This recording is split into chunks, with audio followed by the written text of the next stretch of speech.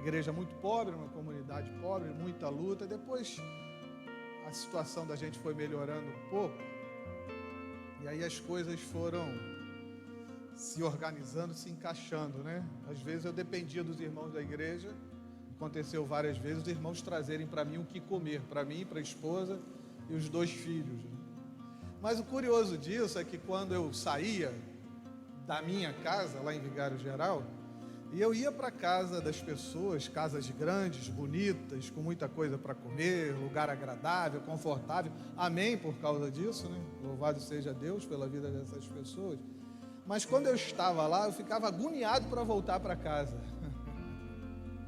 Impressionante, né? Uma agonia tremenda. E os dias iam passando, e batia aquela saudade do meu cantinho, da minha casa, mesmo humilde, simples, né? Batia aquela saudade.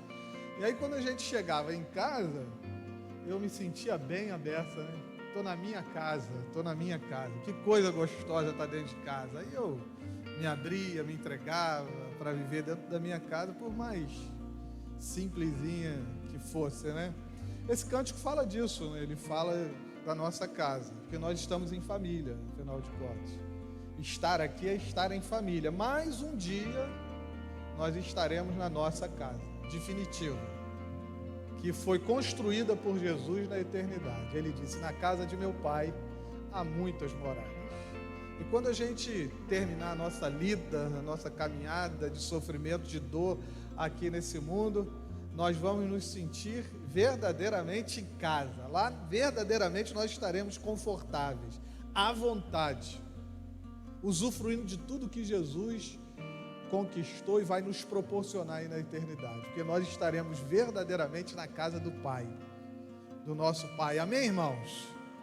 Então louvado seja o nome do Senhor, porque aqui nós podemos viver parte daquilo que nós vamos viver lá no céu quando nós chegarmos em casa. Aí eu lembro, você deve lembrar, eu não lembro toda a história, daquele missionário que estava voltando do campo missionário, estava se aposentando, vindo com a esposa de navio, chegando em casa, né? Quando ele chegou no porto, tinha uma multidão lá e uma banda tocando, né? E ele olhou do navio e disse assim: poxa, eu não sabia que eu era tão querido, tão amado por essas pessoas, para fazer essa recepção para mim. E aí depois ele descobriu que não era para ele, era para uma pessoa muito importante que estava no navio, e a banda estava ali, a multidão, para receber aquela pessoa. E eles saíram dali, ele desceu no porto sozinho, com a esposa, e começou a reclamar, né? Tá vendo? A gente chega em casa, não tem uma pessoa e tal, e começou a reclamar daquela situação. A esposa dele disse para ele assim: a gente ainda não chegou em casa. A gente ainda não chegou em casa. Eu garanto para você que quando a gente chegar em casa, haverá uma grande celebração lá para receber a gente. A gente não está em casa, esse mundo não é a nossa casa. Esse mundo aqui não é o nosso lugar de descanso. A nossa casa, a partir desse exemplo que nós temos aqui, porque vivemos em família, é na eternidade. Não esqueça disso, tá bom? Coloque a sua esperança na eternidade e nós estaremos em casa. Amém? Muito bem, deixa eu falar algumas coisas para os irmãos aqui que os irmãos precisam saber. Durante todo esse ano, nós estaremos trabalhando, na medida do possível, né, sobre o tema Igreja, para que te quero? Essa é a pergunta. Igreja, para que te quero? Nós vamos falar da identidade da igreja durante todo esse ano. O que é igreja e o que é ser igreja? Nós vamos falar da relação da igreja, da nossa comunhão, da unidade, de como nós vivemos na igreja e se estamos tratando nossos irmãos verdadeiramente como corpo de Cristo, como família de Deus, como edifício. E aí nós vamos refletir sobre quem é o meu irmão para mim. E a gente chama de irmão por professar a mesma fé, mas por entendermos também que a gente vive em família. Então nós vamos pensar na nossa relação interna e vamos pensar sobre quem é o meu irmão para mim e quem eu sou para o meu irmão, ou estou sendo para o meu irmão. Identidade da igreja, como se define a igreja, a relação interna da igreja, mas nós vamos falar também da missão da igreja. E eu fui convidado para pregar na igreja Betânia em São Francisco, 7 de fevereiro, se o Senhor permitir, eu estarei lá. E o livro que todos os pregadores vão usar como base é o livro de John Stott, Ouça o Espírito, Ouça o Mundo. E aí, John Stott, com muita sabedoria, falando da missão da igreja, ele ressalta a dificuldade que é você ser uma igreja contemporânea e, ao mesmo tempo, guardar a história da igreja. Trazer a história da igreja, que é muito antiga, 2000 anos aí, né? Essa história que é bastante antiga em termos de tempo, de séculos, e trazer essa história para esse mundo contemporâneo onde a gente vive, que é muito difícil, muito complicado fazer isso. Aí John Stott, ele dá uma solução, uma resposta. Ele diz: ouça o Espírito. Nós, como igreja, no cumprimento da nossa missão, não podemos deixar de ouvir o Espírito, a palavra. Esse é o nosso desafio. E ouvir o mundo, o clamor do mundo, o grito de socorro do mundo, os conceitos que existem no mundo, as crenças que estão no mundo. Ouvir essa gente falar aos nossos ouvidos. E aí ele vai dizer que o que a gente tem feito pouco é ouvir, porque a gente fala demais, mas ouve muito pouco ou quase não ouve. Então, o nosso desafio como igreja, a missão da igreja é ouvir Deus e traduzir a fala de Deus para o mundo. Jesus fez isso com muita perfeição. Jesus, ele ouvia Deus, ele fazia a vontade de Deus, ele disse que veio para isso, mas Jesus conseguia traduzir, interpretar, agir de forma que o mundo entendesse a mensagem de Deus para aquele tempo, para aquele contexto. E aí não é nenhuma proposta de nós abandonarmos a tradição da igreja. A tradição que é um legado deixado por Jesus, pelos apóstolos, mas pegar essa tradição bíblica, ressalte isso aí no seu coração, não é o tradicionalismo, a tradição bíblica, e aplicar dentro do nosso contexto. Isso é um desafio, não é? E aí eu lembro que quando Deus estava com Moisés na sarça ardente, entre tudo que Deus falou para Moisés de importante, de revelação, sabe o que Deus disse para Moisés? Eu ouvi o clamor do meu povo e desci para livrá-lo. Eu ouvi o clamor do meu povo. Aí a pergunta no cumprimento da nossa missão será: você está ouvindo o mundo? O grito do mundo está aí, a fala no seu ouvido? Mas a fala do Espírito está também?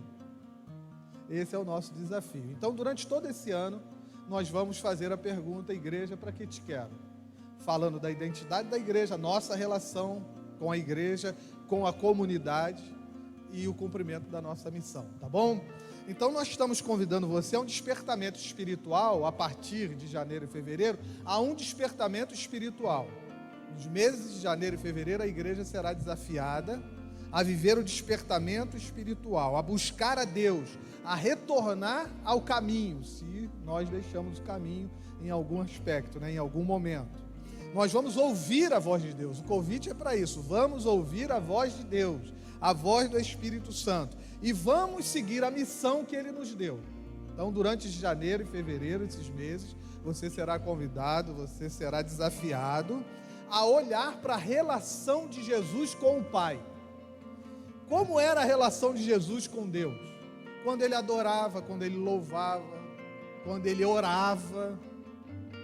Porque nós estamos diante de várias espiritualidades, nós não podemos negar isso, que são apresentadas por várias religiões, mas o cristianismo tem a sua espiritualidade.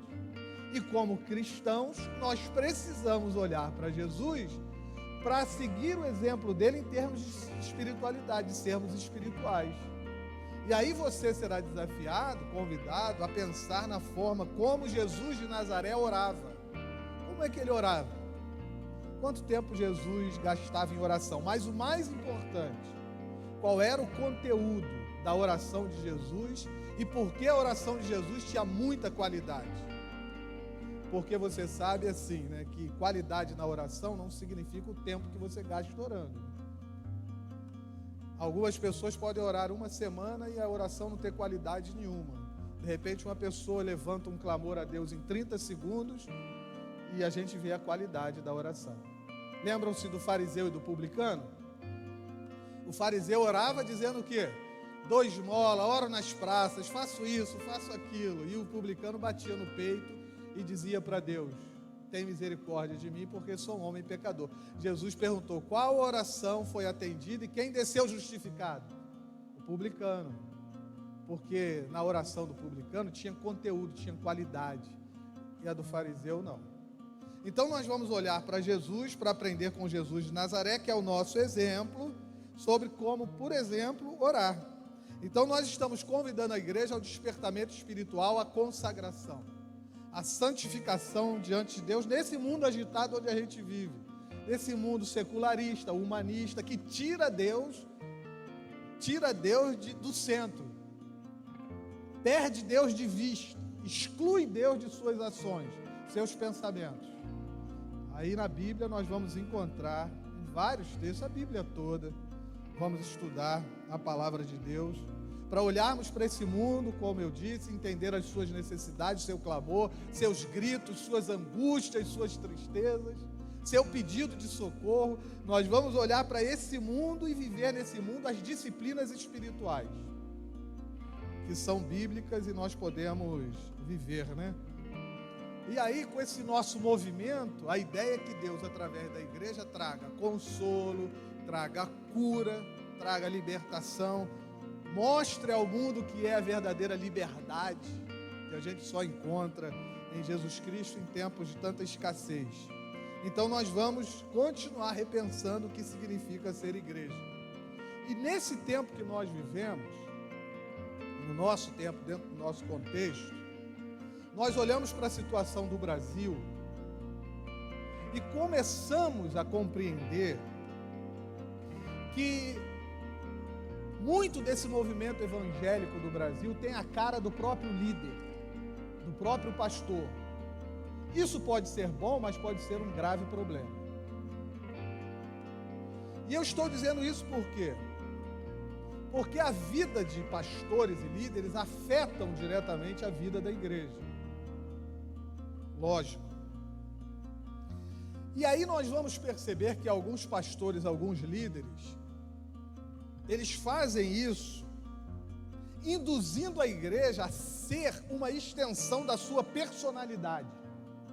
A igreja acaba sendo, adotando, adquirindo a personalidade do líder. Ela encarna isso, ela escolhe fazer isso. E fazendo isso, esquece que a igreja precisa ser a extensão da cara, precisa ter a cara de Jesus e precisa ser uma extensão da personalidade de Jesus. E eu não estou dizendo aqui que líderes dentro da igreja não são exemplo, eu não estou dizendo só podem ser exemplo. Estou dizendo que a igreja não pode ser uma extensão da personalidade do pastor, do seu líder. Pode tê-lo como exemplo. A igreja não pode ter a cara do pastor, precisa ter a cara de Jesus. Lembre-se disso.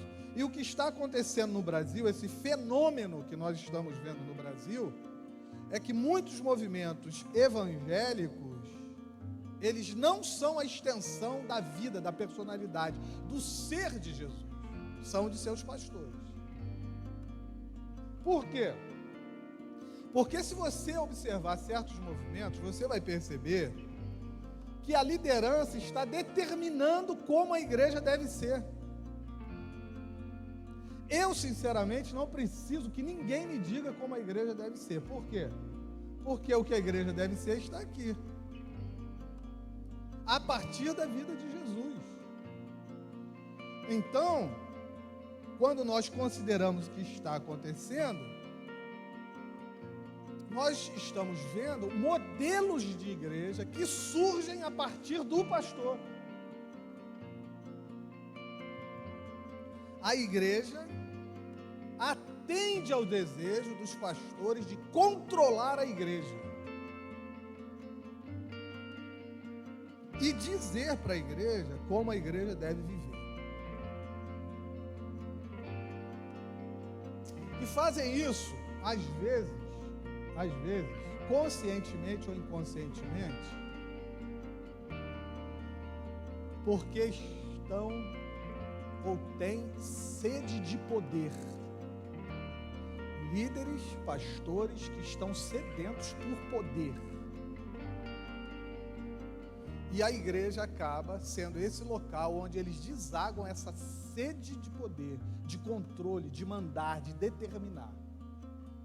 Nós vemos, e precisamos estar atentos quanto a isso, a respeito da vida de certos líderes que estão à frente da igreja porque querem enriquecimento, dinheiro, bens materiais, e encontraram um grupo que serve a essas pessoas, fazendo com que eles enriqueçam cada vez mais e eles se tornem mais pobres cada vez mais. Igrejas no Brasil, onde existem pessoas que já se autodefinem como donos e donas da igreja, famílias, membros, pastores, liderança, se definem como donos da igreja, senhores da igreja, e se definindo, achando que são os donos da igreja, eles tomam as rédeas e determinam que tipo de estrutura financeira, material, social a igreja deve ter. Porque eles vivem dispostos a ditar regras sobre a vida da igreja. E mais, irmãos. E aí eu acho, me perdoe, que há uma confusão do lugar do profeta com o político. Há um desentendimento nisso aí. O que acontece é que tais líderes no Brasil, eles se autodenominaram representantes da igreja de Jesus na terra, e eles dizem como a nação deve se comportar politicamente, socialmente. E pasmem, né? Vocês não vão ficar pasmados porque vocês veem isso, fazendo críticas duríssimas às igrejas, aos movimentos evangélicos e aos pastores.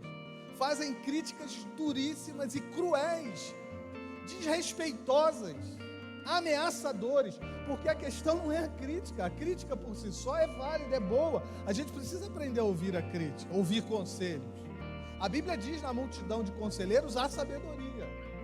Não é então se eu faço uma crítica, é a forma como eu faço a crítica, porque como cristão eu não posso usar a minha boca, os meus pensamentos para ofender ninguém, para agredir ninguém. E quando a gente entra no Facebook, no Instagram, nas redes sociais, o que a gente encontra crente discutindo política, religião e maltratando o outro, criticando o outro, é algo absurdo. E aí você diz para mim assim: como eu posso então me respaldar para que isso não aconteça? Olha a espiritualidade de Jesus. Houve no mundo quem criticasse com mais ênfase a religião, a política, a vida social, cultural de um povo do que Jesus? Leia o Evangelho e você vai ver Jesus andando de um lado para o outro, chamando líderes religiosos, políticos à responsabilidade, dizendo que o caminho que eles estavam seguindo não era o caminho do perdão, do amor, da misericórdia, da compreensão, do diálogo, não era. E aí Jesus chama esses líderes, esse povo, para esse tipo de comportamento. Então, me parece que hoje no Brasil a igreja está seguindo líderes e dá liberdade a esses líderes deles fazerem críticas, mas humilhando, envergonhando o ser humano, algo que a gente nunca viu na pessoa e na vida de Jesus. Então nós precisamos parar para pensar, por exemplo, de pessoas que fazem críticas a pessoas que estão cuidando dos pobres. E sabem, irmãos, abre aí um parênteses, e eu não estou aqui fazendo defesa a nenhum movimento político, a ideologias políticas, mas dizendo que gente que cuida de pobre é comunista.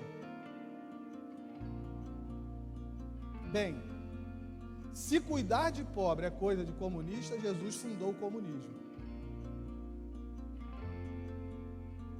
Porque uma das coisas que Jesus mais fez e orientou os seus apóstolos a fazer é cuidar de gente pobre, necessitada. Então não é o caso de ser de direita, da esquerda ou do centrão.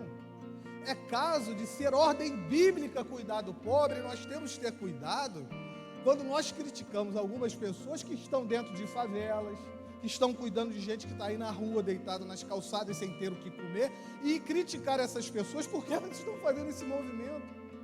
Deixa eu dizer para você, eu disse que cheguei em Vigário Geral e morei lá, né? Eu cheguei em Vigário Geral em 1993. Eu assumi a primeira igreja batista em Vigário Geral em 29 de julho de 1993. Em agosto de 1993, aconteceu a famosa chacina de Vigário Geral. Eu estava lá. Eu morava perto, poucos metros, né, de distância do lugar onde aconteceu a chacina. 21 mortos, todos inocentes. Eu não estou falando de reportagem, não. Estou falando que eu estava lá. Eu, pela graça de Deus, ajudei a fundar a Casa da Paz, e o sociólogo e outras pessoas, uma equipe, com o sociólogo Caio Ferraz, que hoje está nos Estados Unidos, é meu amigo. Eu estava lá. E eu, como pastor, não podia me negar ao fato de cuidar daquela gente sofrida, aqueles familiares. A casa onde aconteceu a chacina era de uma irmã em Cristo, que faleceu na casa. E ali levantou-se a Casa da Paz. E eu tive que ir para dentro da favela, e para mim foi um privilégio cuidar de gente desconsolada, triste, pobre, necessitada. E se eu for ficar contando aqui as minhas experiências dentro da favela, a gente vai passar o dia todo. Uma vez eu entrei num barraco e tinha uma senhora cuspindo sangue na cama. Ela e o neto de 6 anos, que estava chegando das ruas da favela com uma caixinha de bala na mão, vendendo bala 5 centavos para ajudar a cuidar da tia, que estava ali doente, cuspindo sangue. E aí eu entro nesse barraco, entro nessa favela, para quê? Para cuidar, ajudar, dar a minha contribuição para a gente pobre, dentro da comunidade. E eu não estava preocupado em alguém dissesse ele é da direita, é da esquerda, é do centrão, é comunista, é socialista. Eu não estou preocupado com isso. Nunca estive. E por quê? Porque a Bíblia manda cuidar de gente pobre. Preste atenção em Isaías capítulo 58. E vejam o que o texto diz. No Antigo Testamento, anos e anos e anos antes de Jesus chegar e começar o seu ministério. Vejam aí, Isaías 58. A partir do versículo 5, eu vou ler até o versículo 11. Eu gosto muito desse texto. Gosto muito desse texto. Esse texto lembra para mim a missão da igreja, lembra a minha missão. Isaías 58. Será esse o jejum que escolhi, que apenas um dia o homem se humilhe? Incline a cabeça como o junco e se deite sobre o pano de saco e cinzas? É isso que vocês chamam jejum, um dia aceitável ao Senhor? O jejum que desejo não é este: soltar as correntes da injustiça, desatar as cordas do jugo, pôr em liberdade os oprimidos e romper todo jugo? Não é partilhar a sua comida com o faminto, abrigar o pobre desamparado, vestir o nu que você encontrou e não recusar ajuda ao próximo? Aí sim a sua luz irromperá como a alvorada, e prontamente surgirá a sua cura, a sua retidão irá diante de você, e a glória do Senhor estará na sua retaguarda. Perceberam? O que Isaías está dizendo é que quando a gente liberta o jugo, quando a gente cuida do pobre, do necessitado, do miserável, a glória do Senhor é revelada. Imaginem, nós somos iluminados pela luz, pela glória do Senhor, quando a gente se propõe a fazer esse movimento. Onde há o pobre, onde há o necessitado, o carente, a glória do Senhor está, porque a igreja, os filhos de Deus, eles vão para dentro desse movimento. E aí a gente continua lendo, versículo 9. Aí sim você clamará ao Senhor e Ele responderá. Você gritará por socorro e Ele dirá: aqui estou. Se você eliminar do seu meio o julgo opressor, o dedo do acusador e a falsidade do falar, se com a renúncia própria você beneficiar os famintos e satisfazer o anseio dos aflitos, então a luz despontará nas trevas e a sua noite será como meio-dia. O Senhor guiará constantemente, satisfará os desejos numa terra ressequida pelo sol e fortalecerá os seus ossos. Você será como um jardim bem regado, como uma fonte cujas águas nunca faltam. Perceberam, né? É nesse sentido, então, irmãos, que nós vamos olhar para o Brasil, sempre pensando na nossa postura como igreja de Jesus Cristo, e vamos lembrar daqueles que são atacados violentamente, têm os seus direitos roubados, sem o direito de lutar por eles. Vamos pensar se de fato as críticas, elas devem ser feitas, como estão sendo feitas, desrespeitando a pessoa e sem dar o direito da pessoa falar para a gente ouvir. Porque todo mundo tem o direito a ser ouvido, para que a gente tente compreender a atitude, a ação, o motivo daquela pessoa estar agindo daquela forma. E aí nós vamos, em nome de Jesus, pedir a Deus que Ele nos ajude sempre a cuidar da causa dos pobres, com amor, com zelo.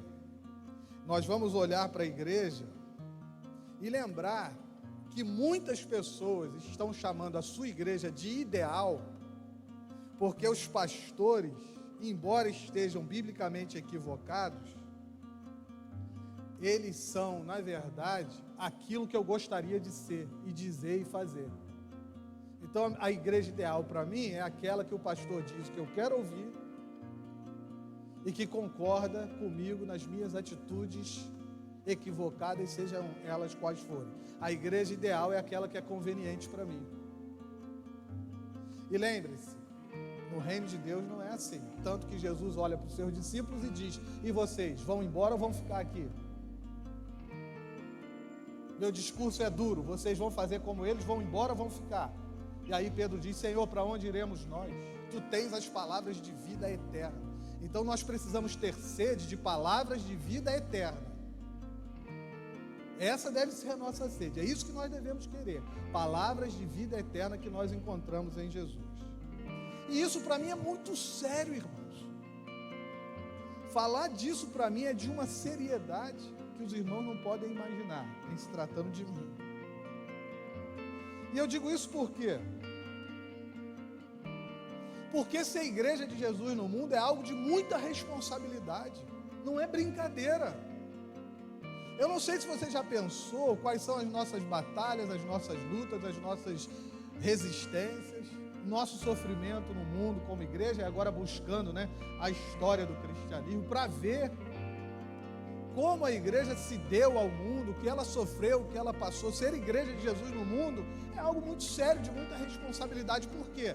Porque Jesus, lá em Mateus capítulo 5, 13 e 14, ele disse: vocês são o sal da terra e a luz do mundo. Pense nisso, irmãos, como isso é sério, é de muita responsabilidade. Sabe o que Jesus está dizendo? Jesus nesse texto está dizendo que você ilumina a vida das pessoas, o ambiente, as situações, os pensamentos, que você está ali para trazer luz, com a luz de Jesus que brilha em você. Então, se alguém está confuso, alguém está em dúvida, há um desentendimento, um atrito, um conflito, confusão, o que Jesus está dizendo? Você está ali para iluminar a questão, para trazer luz à questão e as pessoas então chegarem a um consenso. Nós não existimos como luzes no mundo para botar lenha na fogueira, irmãos. A ideia de Jesus é que você ilumine onde você estiver, que você tenha bom senso, sabedoria, criatividade, que você tenha revelações de Deus para trazer luz aos momentos onde nós estamos inseridos. Por exemplo, nesse momento político, religioso, como eu gosto de dizer aqui da frente, nós estamos vivendo, nós estamos levando luz para os políticos, com aquilo que nós estamos absorvendo de Jesus, aprendendo como Jesus, em termos de comportamento. de fala e de atitudes. Então a igreja está no mundo para iluminar as questões onde as trevas estão dominando, onde as trevas estão. Por quê? Porque no nosso país, muitos movimentos eles estão sendo tomados pelas trevas que jazem no coração humano, mas também de Satanás, e nós entramos sendo luzes ali, para trazer luz, para apontar a direção, o caminho, para falar do amor de Deus, da misericórdia, da compaixão de Deus, nesses lugares, nessas situações. Então eu levo luz para as questões, eu não levo confusão, eu não levo divisão, eu não levo violência, eu levo luz. Então, ser igreja de Jesus no mundo é algo muito sério, muito responsável. Eu sugiro a você que pondere o seu comportamento e se pergunte assim: eu nesse ponto, nesse momento, estou trazendo luz ou estou fortalecendo trevas? Essa é a pergunta. E se você chegar à conclusão que dentro da sua humanidade, das suas limitações, das suas incompreensões, você está com um pezinho lá, volte atrás. E lembre-se que você está ali para trazer luz. A igreja é o organismo vivo. Você encontra isso em Mateus capítulo 16, versículo 18. Tu és Pedro, sobre esta pedra eu fundarei a minha igreja. A igreja nasceu em Jesus. E se ela é um organismo vivo, é porque Jesus era, é e continuará vivo eternamente. Então é de lá que a igreja vem. A igreja nasceu da vida de Jesus. Então pensem, não seria uma contradição se eu, como igreja, nasci de Jesus, eu viver de forma contrária ao que Jesus viveu? Deixa eu explicar uma coisa para você. O seu filho, a sua filha, eles vieram de você. A vida toda, embora sejam pessoas diferentes, eles não conseguirão deixar de ser você. Eu lembro que a minha filha, Juliana, eu olhava a minha mãe andando, né?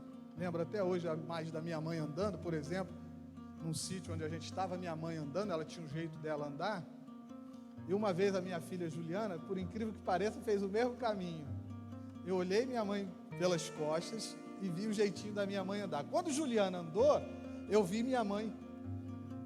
Aí eu daqui falei assim: ela anda igual a Dona Eva. O nome da minha mãe era Eva. Anda igual a Dona Eva, o jeito de andar.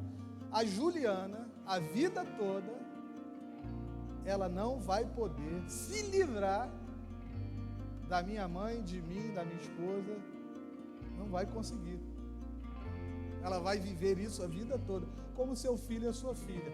O seu filho, a sua filha, em muitos aspectos, mesmo que queira, não conseguirá ser uma contradição de você. Sua.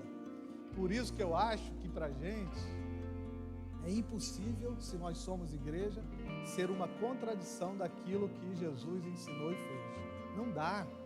Não dá. Se fizer isso, é negar a fonte, é negar a origem, é negar onde tudo começou. E nós viemos dele, nós somos dele e vamos para ele. Foi de lá que nós nascemos. Nicodemos, o importante é que você nasça de novo, da água e do Espírito. É zerar, Nicodemos, e recomeçar. Então nós não podemos negar a nossa origem. A igreja é o organismo vivo que veio de Jesus, a fonte é ele. Nesse aspecto a gente olha para a igreja e percebe que a igreja de Jesus, ela é composta por servos e não por senhores. Jesus, ele diz: vocês serão servos uns dos outros. E aí você me pergunta assim: pastor, mas como é que eu posso ser servo no meio da comunidade? Primeiro, sendo humilde. Seja humilde, para reconhecer que aquilo que você compartilha não vem de você, vem de Deus, que você depende dele. Mas entrando nessa questão da espiritualidade, embora eu não tenha saído dela, mas estou indo para uma outra vertente, você serve a comunidade através dos dons. Porque quando você nasceu de Cristo, o Espírito Santo abençoou a sua vida, dando a você um dom espiritual. Pelo menos um você tem. Eu lembro de um seminarista que me perguntou assim: pastor, o crente pode ter todos os dons? Eu respondi: Paulo era crente? Era. Eu disse, Paulo tinha todos os dons? Tinha. Então o crente pode ter todos os dons. Agora, quem decide isso não é o crente. Quem decide isso não é o pastor, a minha família. Quem decide isso é o Espírito Santo. Então, como é que se serve na igreja? Através dos dons. Qual é o seu dom? Você é pastor, você é evangelista, você é professor, você tem o dom do socorro, da misericórdia, da administração. Qual é o seu dom? Se você não sabe, deveria tentar descobrir, né? Para que você possa servir aos seus irmãos e colocar o seu dom à disposição dos irmãos, porque na igreja, na comunidade, só tem lugar para servos. O lugar, o posto de Senhor já foi ocupado e ninguém vai tomar dele. O Senhor é Jesus. Você não deve desejar esse posto de Senhor da igreja, porque ela já tem um Senhor. Então, nesse sentido, a gente vai olhar para a igreja e perceber que na igreja a gente vive como família. Nosso relacionamento na igreja é relacionamento de família. O que eu estou querendo dizer com isso? Se você pegar, por exemplo, o texto de Efésios 3, 14 e 15, você vai encontrar Paulo dizendo assim, olha, eu me ponho de joelhos por toda a família de Deus. A família de Deus que está no céu e a família de Deus que está na terra. Você já pensou que você pertence, faz parte da mesma família das pessoas que estão no céu? E eu estou chamando de pessoa, Deus Pai, Filho e Espírito Santo também, tá? Você já pensou nisso ou não? Que nós somos uma família? Família de Deus no céu. E aí a pergunta é, quais são os sentimentos que a família de Deus tem no céu? Você sabe? Como vive a família de Deus que está lá no céu? Não é difícil pensar nisso, né? A plenitude do amor, da paz, da justiça, da bondade, da misericórdia, da compaixão. É assim que os nossos irmãos, os nossos familiares estão vivendo lá na eternidade. E quando a igreja aqui na terra é chamada de família, a ideia é que a relação da igreja como família na terra seja essa. Uma vez que nós somos membros da mesma família que está no céu e na terra, em Cristo, na Trindade Santa. Então aqui na igreja o que nós temos de viver é o amor, a paz, a bondade, o perdão, a misericórdia, a compaixão. Esses devem ser os sentimentos que tomam conta do nosso coração quando a gente se dirige ao irmão, seja dessa comunidade ou de qualquer outra comunidade. Porque irmãos de outras comunidades também pertencem à mesma família, não importa qual seja essa comunidade. E os sentimentos que devem motivar essa família são esses que nós encontramos na Trindade e nos nossos irmãos que já estão no céu vivendo essa plenitude. Agora, eu não sou romântico a ponto de esquecer que numa família tem desentendimentos, tem conflitos, tem problemas, tem atritos. Não há como, né, esquecer isso. Lá no céu não, no céu acabou. A família que está no céu já não está mais vivendo isso não, tá? Aqui é que a gente chateia, incomoda o outro com o nosso comportamento. A gente não vai com a cara do outro, a gente quer conversar, a gente quer dialogar, a gente quer chegar a um consenso, porque família é lugar disso. E uma mãe me perguntou uma vez assim: o meu filho dentro de casa toca um horror, ninguém aguenta aquele menino dentro de casa, ele grita, ele corre, ele sobe, tem muita energia, mas quando chega lá fora, na escola, na igreja, ele é um santo. Todo mundo desconhece ele, não sabe quem ele é dentro de casa. E eu estou preocupada com isso, porque ele dentro de casa é uma coisa e fora de casa é outra. Eu falei, que bom que isso está acontecendo. Mas bom por quê? Veja, isso é sinal de que seu filho está sendo bem educado por você. E por quê?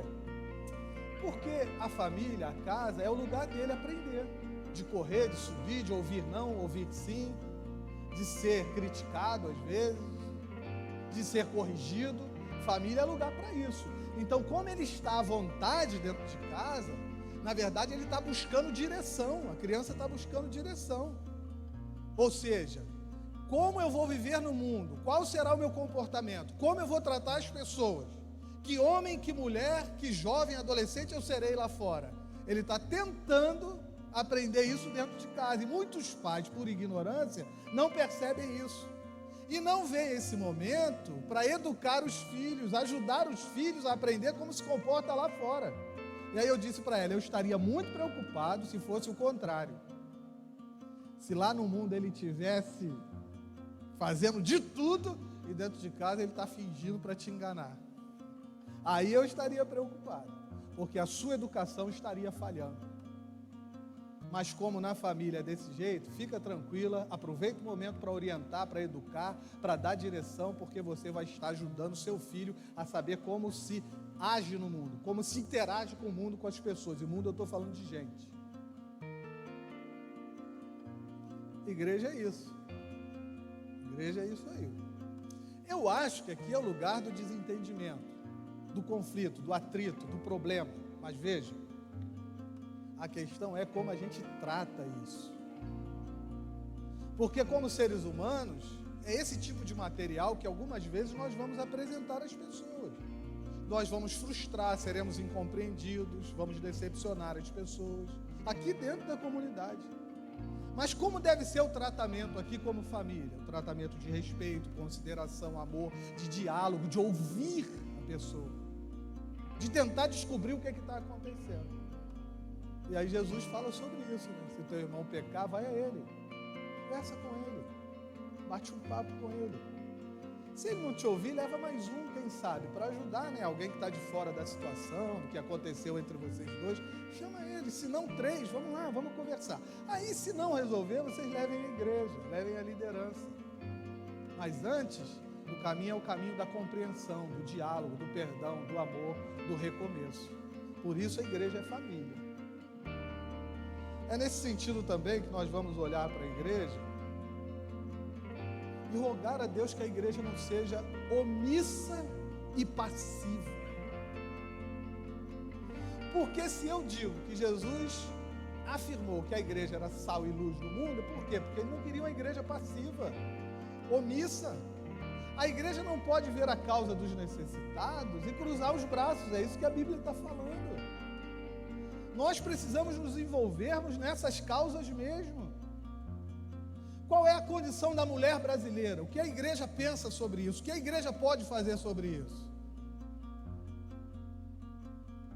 Independente de movimentos políticos. Agora, se há qualquer movimento, né, dentro dos limites, que esteja defendendo, por exemplo, a causa das mulheres, que são vistas nessa nação como objetos, o que a igreja faz com isso? Aí você me pergunta assim, pastor, mas Jesus se envolveu com isso? Como se envolveu? Como se envolveu? Jesus chamou as mulheres para dentro do seu ministério e abrigou essas mulheres. Quando ele viu a viúva de Naim, que perdeu o seu único filho e ia ficar numa condição social precária, ele foi lá e ressuscitou o filho da viúva de Naim. Ele disse, no que depender de mim, você não vai ficar desamparada.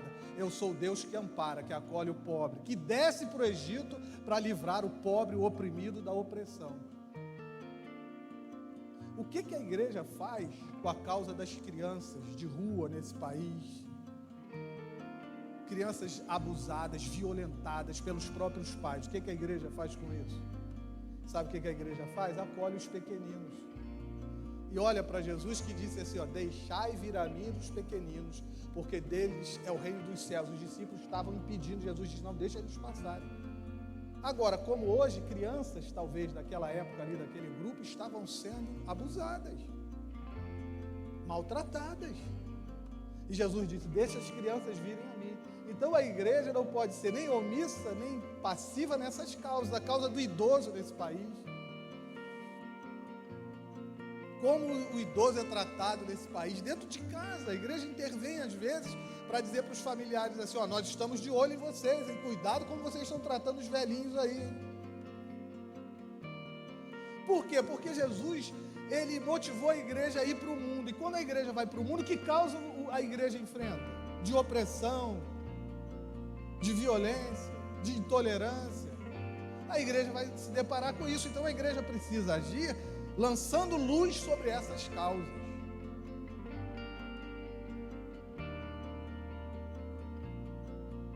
E E aí a gente vai olhar para Mateus 16 de novo, no diálogo com Pedro. Sabe o que Jesus diz para Pedro? As portas do inferno não vão prevalecer contra a igreja. Você já pensou no que existe depois da porta do inferno? Você espera encontrar o que quando você abre a porta do inferno? O que você acha que vai encontrar lá dentro? Não é verdade? Tenta passar da porta para você ver. Abre a porta e entra. Aí você vai lembrar o que existe depois que as portas do inferno se abrem. E é tão curioso isso que o livro de Apocalipse diz que no final dos tempos Deus vai dar a ordem para que os portões do inferno se abram. E o diabo virá com todos os demônios para trazer o quê? Para trazer divisões, intolerância, violência, morte, destruição, tudo isso. Que já está ou estão presentes aí no mundo. Então Jesus diz assim, as portas do inferno, elas não vão prevalecer. Quando o inferno perceber que é a igreja que está marchando, a igreja que está vindo, o que o inferno vai tentar fazer? Fechar a porta. E vai fechar a porta por quê? Porque ele não quer que aqueles que estão presos, cativos, como escravos, sejam libertos, sejam salvos. Mas Jesus diz, o inferno não vai resistir. Se a igreja não for omissa, se ela não for passiva, se ela caminhar, se ela avançar no poder do Cristo, no poder de Jesus, as portas do inferno não vão prevalecer. E a mensagem do Evangelho vai arrancar de lá de dentro os oprimidos, os cansados, os esquecidos, os perdidos. Então a igreja não pode permanecer nesse movimento passivo, omisso, dando justificativas para não agir. A igreja precisa avançar. E por último, isso aqui é só uma provocação do que virá pela frente aí, né? A igreja precisa se perguntar, averiguar constantemente se ela está percebendo que o Espírito de Jesus está entre nós. Porque Jesus ressuscitou. E Ele está vivo entre nós. O Espírito dele está passeando entre nós. E Ele é o caminho para a gente chegar a Deus. Se Jesus está vivo, passeando entre nós, Ele continua sendo o caminho para a gente encontrar Deus. Porque, como eu disse no sermão anterior, Ele é o único mediador entre Deus e os homens, não há outro. Então Ele é o caminho para a gente chegar a Deus, para a gente descobrir Deus, para a gente conhecer Deus. Agora, vocês concordam comigo que Ele também é o caminho para a gente trazer Deus? Porque Deus não habita, não vive nesse mundo por causa de mim, não. Eu não sou o caminho para Deus vir, não. Não sou eu que abro a porta da eternidade para Deus vir para o mundo, não. É Jesus. Então, quando eu vou a Jesus, aprendo com Ele, tenho comunhão com Ele, tenho intimidade com Ele, quando eu me submeto a Ele, desejo fazer a vontade dEle para cumprir a minha missão, Ele traz Deus, porque Ele está entre nós. E trazendo Deus, Ele nos abençoa. Ele nos faz crescer, Ele nos cura, Ele nos salva, como Ele fez e continua fazendo até o dia de hoje. Então a igreja precisa, como John Stott disse, ouvir mais. A igreja está falando muito. E eu já citei as redes sociais. Vai para as redes sociais, para a televisão e veja se a igreja não está falando demais. Eu acho que já passou da conta, está na hora da igreja calar a boca. Da igreja silenciar. Silenciar para ouvir o Espírito. E ouvindo o Espírito, ir para o mundo orientada pelo Espírito de Jesus que está vivo para cumprir a sua missão. Porque quando a gente fala demais, a gente não ouve o outro, a gente não percebe, a gente não sente, a gente não compreende. E se a gente não ouve o Espírito, nós como igreja vamos ficar perdidos, irmão. Então o que o Espírito de Jesus está dizendo para você? Porque Ele está aí agora, aí passeando. E Ele conhece as nossas realidades, Ele tem interesse pela nossa história, pela nossa causa. A questão é, você está ouvindo o que Ele está dizendo? Porque é a partir da fala dEle que você deve agir. E Jesus ensinou isso, eu faço a vontade do meu Pai. Eu só faço aquilo que Ele diz para eu fazer. E aí o apóstolo Paulo, isso é muito curioso, ele vai olhar para Cristo na vida dele e vai dizer assim, ó, não sou eu que vivo mais. O apóstolo Paulo morreu. O ego do apóstolo Paulo morreu. Não vivo mais. Ah, Paulo, se você não vive mais, quem está vivendo em você? Jesus. Cristo vive em mim.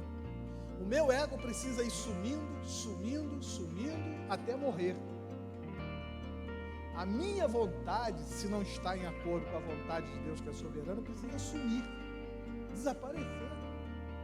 Agora, como isso acontece? Olha para dentro do seu ser. Já que nós estamos falando de ego, né?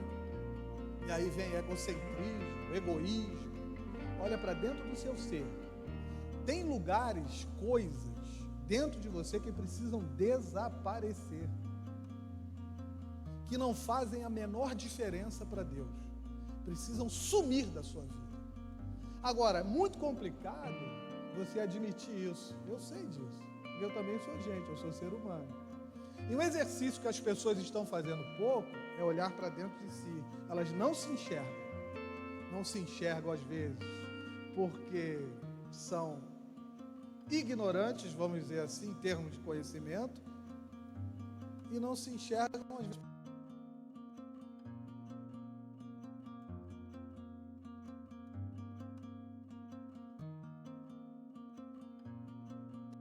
Do nosso ser, que precisam deixar de existir.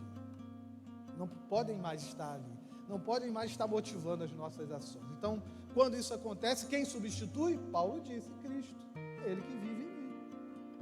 Então, a partir de Cristo em mim, as minhas atitudes mudam, são transformadas. Cristo vivendo em mim me permite ser um novo ser, novos pensamentos, novas atitudes. Isso é ser igreja, e principalmente porque o Espírito de Jesus está entre nós. Amém, irmãos? Muito bem, glória a Deus por isso, né? À noite eu vou estar falando sobre oração. A oração em tempos de angústia. E o culto é presencial. Às 18h30 começa o nosso culto. Oração em tempos de angústia. O texto que eu vou usar é o texto que Jesus está no jardim da prensa. Getsemane significa lugar da prensa. Por quê? Porque ali havia uma empresa que fabricava azeite. E o azeite, para se tornar azeite, ele precisa ser prensado, esmagado. A azeitona precisa ser esmagada para produzir o azeite. Curioso que Jesus vai logo para esse lugar para orar no Getsemane antes da sua crucificação e diz: Pai, se for possível, afasta de mim esse cálice. Era o tempo da angústia, do sofrimento e da dor. Vamos aprender com Jesus logo mais como se ora em tempos de angústia. Amém? Fique em pé no seu lugar. Vamos louvar a Deus.